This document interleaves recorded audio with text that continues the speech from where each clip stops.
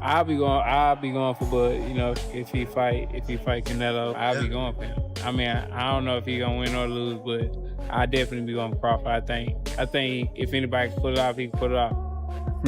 Do you feel that Canelo's gonna win? No. Really? No. So you would put your money on Crawford? Yes. You'd make money. I was almost 40 years old when I cooked this dude. Easy. Right now, I think Crawford is a little better than Mayweather, but Canelo have more experience right now. Errol Spence Jr. shared his thoughts on the much-anticipated showdown between Canelo Alvarez and Terence Bud Crawford, a fight that has boxing fans talking everywhere. Known for his sharp insight and direct opinions, Spence gave an honest take on what might happen if these two pound-for-pound stars meet in the ring. With Canelo's power and size on one side and Crawford precision, timing, and ability to adjust on the other, Spence broke down their styles and strengths while giving his view on how this dream matchup could play out. What do you think of that fight? I think it's a great fight, especially at 160. I'm a guy that, you know, sucks down at 147. I mean, I really think that a lot of people see probably 80, 70% of who I really am at 147 pounds. And I'm a guy, especially when I got the WC belt, it helped me go up in weight. You know, I had an IBF and the 10-pound weight limit after the weigh-ins and things like that, so it helped me out a lot too. But I'm a guy that outgrown the weight. You know, I'm just holding around because I want to be undisputed champion at 147. But if this is a great fight at 160, you know, I can definitely move. Errol Spence Jr. has made it clear that he is backing Terence Crawford in the upcoming mega fight against Canelo Alvarez. Speaking to various media outlets, Spence said that if there's anyone capable of moving up in weight and beating Canelo, it's Crawford. Is chasing greatness, so why not? Spence said, while he admitted there's no guarantee of the result, he added, I don't know if it's going to win or lose, but I'll definitely be rooting for Crawford. I mean, it could happen. I mean, why not? If Crawford want to challenge himself to be great, let him try to be great, you know? So, you know what I'm saying? I'm with it. So, you know, I'll be going for Bud. You know, if he fight Canelo, I'll be going for him. I mean, I don't know if he gonna win or lose, but I definitely be going Crawford. I think if anybody can pull it off, he can pull it off. Yeah. You know, He's chasing greatness, so why not? Canelo came up to 175 and all that, and fought Kovalev and fought the other guy too. So I mean, if he can do it, and he started at 147. So I mean, if he's doing it, why can't Crawford? Part of this respect comes from direct experience. On July 29th, 2023, Terence Bud Crawford dominated Errol Spence Jr., stopping him in the 9th round to become the undisputed welterweight champion and collect all 4 titles for the first time in the 4-belt era.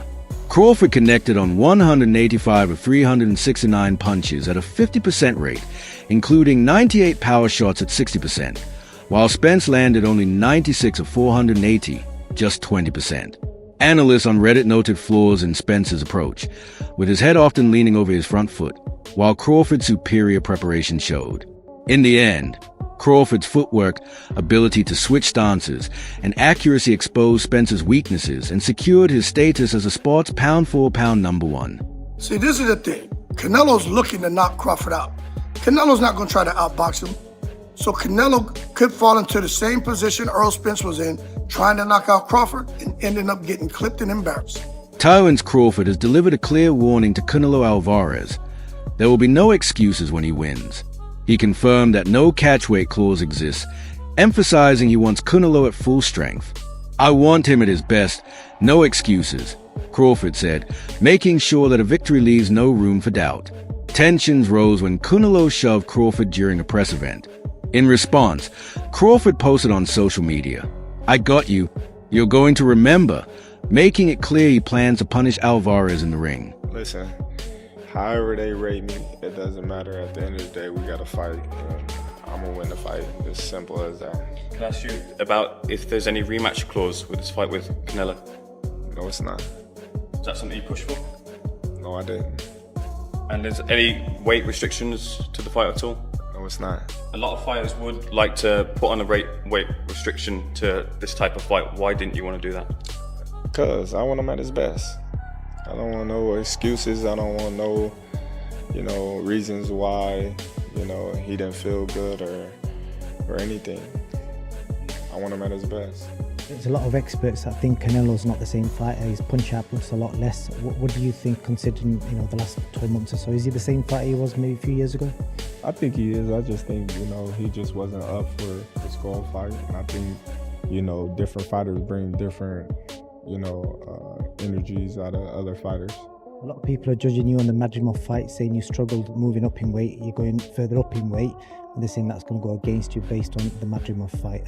How do you kind of reply to that? Oscar De La Hoya is split on the matchup. He points to Canelo's size and toughness at 168 pounds as a huge obstacle, but praises Crawford's skill, footwork, and ring IQ, even calling him a master like Bruce Lee, while he believes Crawford's heart and intelligence give him a real chance. De La Hoya stresses that a smaller fighter has rarely beaten a naturally bigger one. Canelo's chin has already absorbed the power of Kovalev, Golovkin, and Bivol without breaking. Crawford, moving up 2 divisions, has never faced that level of power, and critics note his speed and power dipped at 154. Kind of made a great point when talking about sizes, because he said if you look at them two together now, they look the same size. He said people have got the idea of the size thing wrong. It's not looking at them as a physical package, it's who has absorbed the bigger shots in the weight division. And it was good. It was a very good point. It was like Canelo has been hit by light heavyweights and super middleweights for the better part of a decade. Basically, he's so used to taking those shots, whereas Crawford hasn't. Crawford's been hit by 140 guys and 147 guys for the best part of a decade. Yeah. What's Crawford going to be like? So basically, trying to say Canelo could easily absorb Crawford shots. Can Crawford easily absorb Canelo's punches? If you're taking shots from Triple G, Sergey Kovalev, Dmitry Bivol, and you're staying on your feet, not getting hurt, not even getting wobbled, just literally shaking it off, you can take Terence Crawford shots. Hall of Famer Sugar Ray Leonard highlighted the huge challenge Crawford faces moving up in weight, recalling his own struggles with the extra power and saying every shot hurts more, but insisting it can still be done if Crawford fights smart by staying on the outside, using movement, and relying on his ring IQ to neutralize Canelo's pressure, though he also noted that caution remains. What about Crawford do you think can bridge the weight gap? Or like with you, what did bridge the weight gap? Because a lot of people are just saying, hey, Canelo's just too big for someone like Terence. That's true, but you know what? There's always a way. Put it that there's always a way. There's always a way to win. Rising welterweight star Jaron Boots Ennis warned Crawford about the dangers of jumping 2 divisions without first testing himself at 160 pounds, stressing that Canelo's proven knockout power has hurt fighters over 200 pounds. While Ennis acknowledged Crawford's skill and versatility, he believes the size and strength gap strongly favor Canelo unless Bud makes major adjustments in both strategy and physical preparation. You gotta lean more towards Canelo, because like I said before, he been pitting big guys out and down, and Canelo not even really a 68 pounder. He probably really should be at 60 maybe, and he been hurting these guys.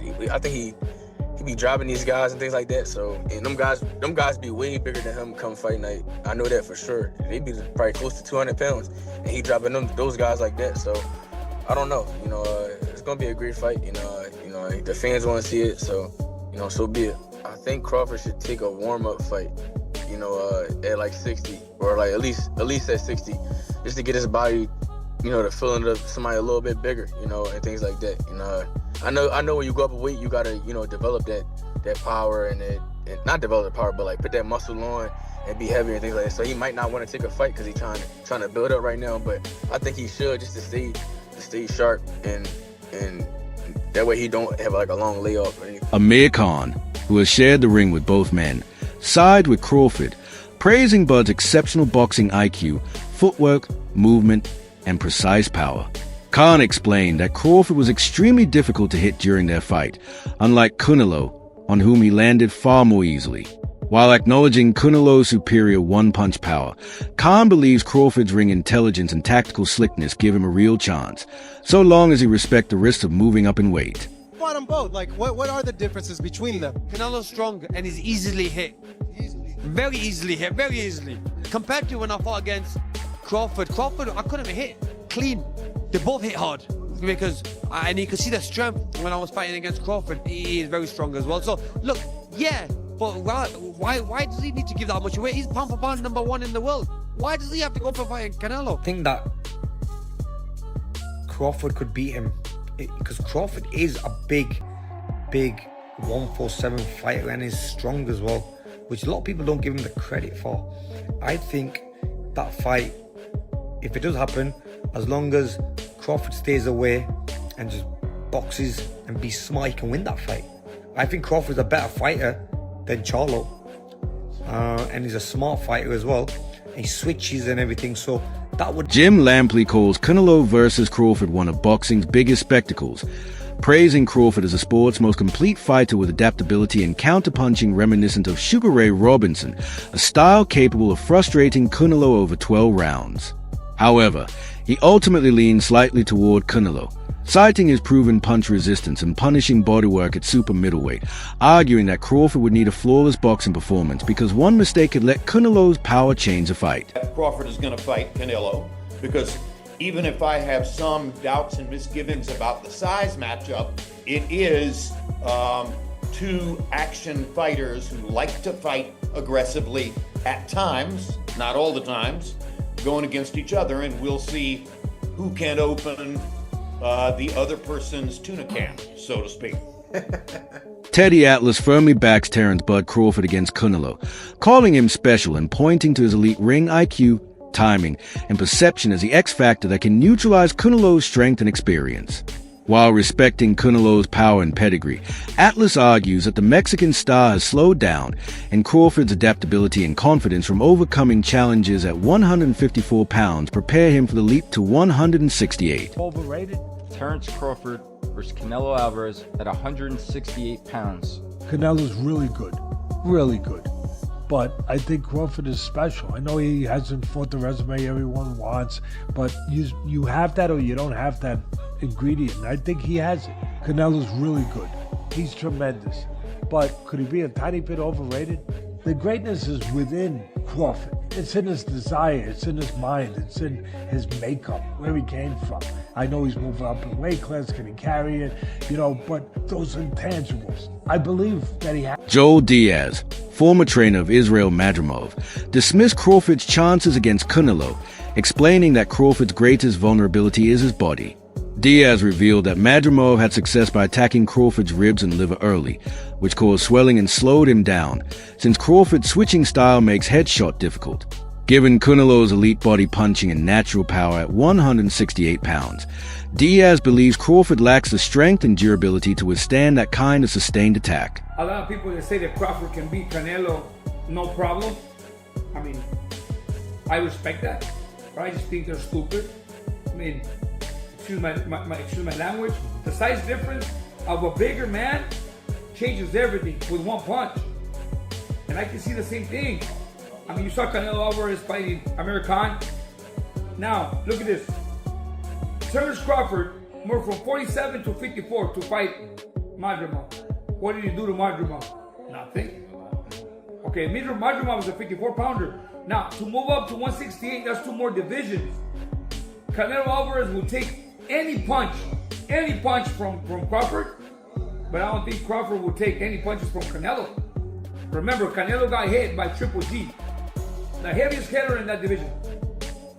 And Canelo took those shots like a champ. I don't think Crawford has anything. With undisputed super middleweight gold on the line, the matchup has split analysts. Some favor Canelo's proven strength and experience at 168 pounds, while others see Crawford's elite ring IQ and adaptability as a chance to make history. Critics point to Crawford's age, nearly 38, inactivity, and the huge weight jump, with even his supporters admitting it's a bold, high-risk move. He fell for every feint, and then he got... I thought he lost. I thought Madrimov won. I think Crawford hurt his feelings, but he didn't hurt the guy. And how many times did he rock him? None. And so you're going to tell me that he's going to go up to the light, to allow the fight a light heavyweight. Ask them, don't ask me. I just don't like Crawford. I think I like Crawford. In a lot of fights, I like Crawford. But on this one, it's just a bigger version of him. And I don't think that... And again, he's beaten... You're talking about a guy who pro debuted at 126 maybe, he was a featherweight, and then you're talking about a guy who pro debuted at a junior welterweight. So they've always been a big difference in divisions. Featherweight, junior, light, so 4 divisions. But also look at their resumes. Who did Crawford beat? What's his biggest win besides Spence? Sean Porter, Errol Spence. Why do you think you say Spence like Because that? Spence was after 2 accidents. He wasn't the same. No, after Mikey, Spence wasn't the same. Promoter Samson Lucas adds a different perspective, suggesting the fight seems more like a business move than a purely competitive clash. He questions the safety and sporting legitimacy of the matchup, wondering if it's more about marketability than pure competition. Still, in the minds of fans imagining the showdown, the action is electric. Round 1 sees Canelo dominate with sharp body and head shots, but in round 2, Crawford fires back, unleashing a barrage that cuts and drops Canelo. I've done other predictions where I say Crawford can possibly win if he capitalizes on what he's good at, being aggressive, being just going for it, going with the flow and just feeling it. If he doesn't feel himself, it's not gonna happen. But if he feels himself, and if Canelo maybe doesn't, who knows? That's the reason why I think probably Canelo is gonna win, because it's a factor. It really depends on these little things, but it doesn't matter because they're called excuses. Those things which are mentioned after a certain fight are just excuses. So whatever happens, happens. If Canelo loses, he loses. The mega fight between Canelo and Crawford has boxing buzzing with anticipation. Some believe Crawford's timing and ring IQ can frustrate Canelo, while others argue that Canelo's size and strength will be too much for Bud. Whether it becomes a legacy-defining win for Crawford or another chapter in Canelo's Hall of Fame career, one thing is certain.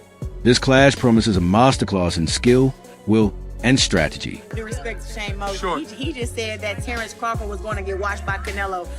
I don't think his word is really worth that much. Do you think she need a year? No, she needs till January, February. That's the timeline. She needs 6 to 8 months. She said out of her own mouth that she's in shape. She can come back. She told me that I'm too small for her. I'm not skilled enough for her. She punched too hard. And if she comes to get me, I won't be able to keep her off me. So stand on that. Take this $15 million and come get your ass whooped. Terence got to be Terence, bro. He's a real deep thinker.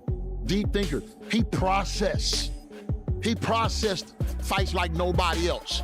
And he's processed this Canelo fight. He's seen it. He went through it 2 or 3 times already. He knows how this ends. You can tell the way he shadow boxes. He visualizing Canelo being right there in front of him. You understand? Look at the movement. That's all you got to do. Look at the movement. And that's the type of master boxer that Canelo is going to be facing. And the only thing I say is Canelo hasn't faced an opponent like this in a long time. You know what I mean? I think Canelo's going to have to go back to the Caleb Plant fight and look that good, that active, that, you feel me, moving with that type of grace to beat Terence Crawford. Because weight ain't gonna make the difference. It ain't gonna be the weight. It's gonna be the skill. Do you think Terence Crawford has what it takes to dethrone Canelo at super middleweight? Or will Canelo's power and size be too much for Bud? Share your predictions in the comments below.